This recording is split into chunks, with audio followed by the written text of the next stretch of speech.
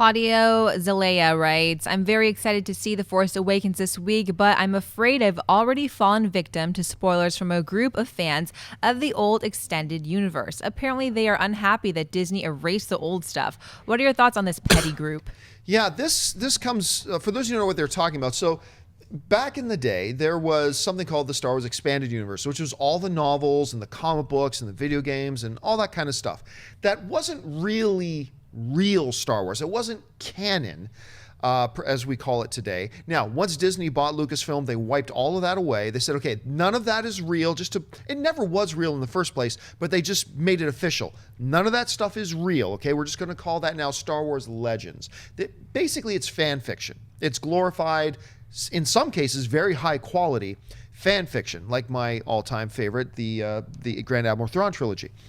But, so there's this group, there's this Facebook group that's got like somewhere around 4,000 followers at any rate, where they are really, really butthurt that they did away with the expanded universe, to the point now that they have threatened Lucasfilm. They are demanding that Lucasfilm reinstitute all the expanded universe stuff as canon, or else they were going to go on a massive public spoiler campaign to spoil the movie. Now, here's the thing. As fans, as people who pay money to consume this content, whether it's the movies, the books, whatever, if something happens, then as a fan, you have a right to raise concerns. You have a right to complain even. You even have a right to say, look, if you're going to do that, I'm not going to go see your movie. That's all totally fair.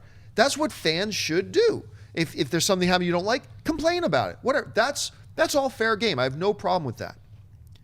But when you get to the point that you now threaten retaliation, like whether that be in whatever form of retaliation that you want, once you go from a point of just vocalizing your concerns, verbalizing your complaints, even if you're adamant about it, which is all fair, but once you cross that line and get into, I am now threatening retaliation of some sorts. I am going to make it my mission, in this case specifically, to go out and spoil this movie for as many people as possible. You are a sniveling, whiny little bitch. That's what you are. You are a sniveling, whiny little bitch. That's what you are. There's no other way to put it. I'm trying to be nice about it too. It is one thing for being a fan and saying, we love this stuff, we just want Disney to know that we love it and we want it back. Then say that, complain about it. But once you start threatening other people's enjoyment of the property, once you start doing that, you're just a loser. You're nothing but a whiny little pathetic loser who are going to now try to ruin the experience for other people who have better lives than you. And it's the same thing, like if you're in a chat board, like I've been telling Ray, like, watch a chat board, and if people start putting in Star Wars spoilers, ban them. Because even if you're a live viewer, and I appreciate that you're a live viewer of our show, I appreciate it. But you're a bloody little bitch loser if you jump in our chat board and try to drop in spoilers for people. You think that makes you funny or cool or something. No, it just proves you to be a little bitch loser, which is what you are.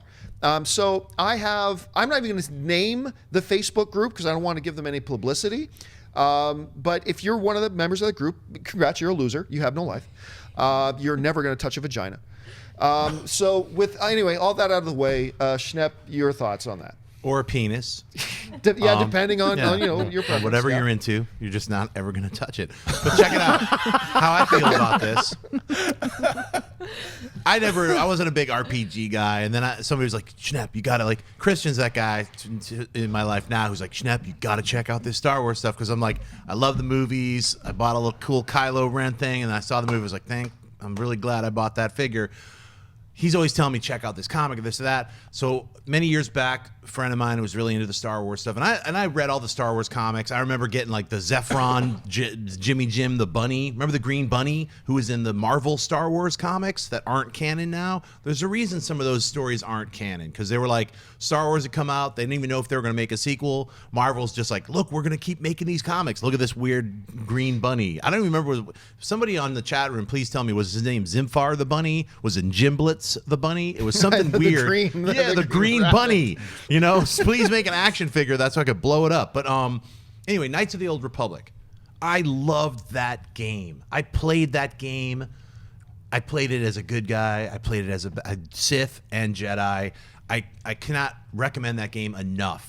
What was the planet, the Sith planet? Korriban? Korriban, it's Korriban, but Morriban. now It's Morriban Morriban now. because of this, this and that. So does it bother me that much that I played this game that is now not canon, and all the things that I played, I went to all these different cool worlds. I went to Kaishak, which is still the Wookiee planet. It's still Kaishak.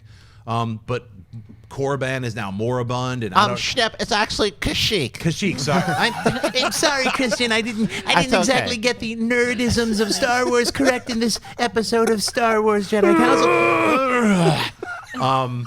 But what I'm trying to say is, look, there are things that are canon, and then there are things that are not canon. When you expand on anything that's popular, Raiders of the Lost Ark had a bunch of comic books. None of that's canon either, or at least is my imagination. I bet all these things that get expanded, there's a million different Star Trek novelizations, and in the future, in the past, this and that. What ends up being like canon is whatever actually gets made as a TV show or a movie, and then it's up to those creators at the time. Are we going to accept this, or are we going to accept that? And so when they decided to go forward with this new Star Wars, they were like, look, there's so much different material out there. There's the video games, there's the comic books, there's the novelizations, there's all these different things. We want to kind of rebrand Star Wars, clean it up a little bit, and we're gonna pick and choose certain things. So, Knights of the Old Republic, it's not canon, but they'll bring it in eventually, I think. Yeah, and The time period is Old Right. Republic I'm just itself. saying that Yeah. it's like to make weird demands. That's just like really, really stupid. there's It some- doesn't help you at all. It's like, look, if you love Mara Jade, which is some like bounty hunter person, it's or, like, Mara Jade. Mara Jade. Sorry. Jeez. I'm sorry. I'm with these Star Wars nerds. They're going to correct me all the time. Just talk to me about superheroes. I'll correct you. So anyway, these characters, they'll eventually probably get brought in some new way where it won't disappoint you, because I think all the people who are doing Star Wars now love Star Wars, and they're like trying to And make the it, stories, they love Yeah. a lot of the old stories too. And this is what I'd say to that group: morons. You're morons, because not only for the fact that you're threatening people, it makes no sense what you want to do. It makes no sense if they go and follow what you do.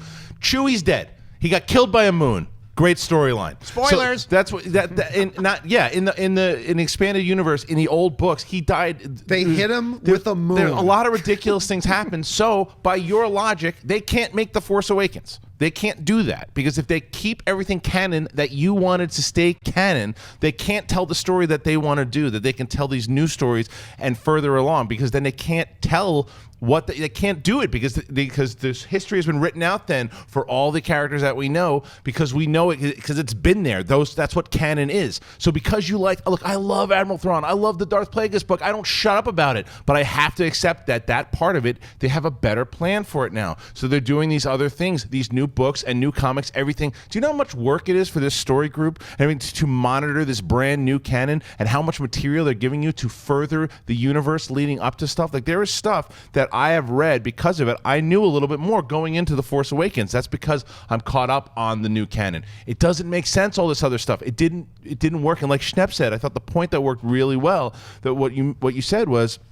that they didn't know they were making new movies back then. Yeah. So you could just write whatever you wanted to write. They weren't monitoring it. There was no story group really looking over and saying, okay, because it didn't matter. It was like fan fiction. Cool, put that out there.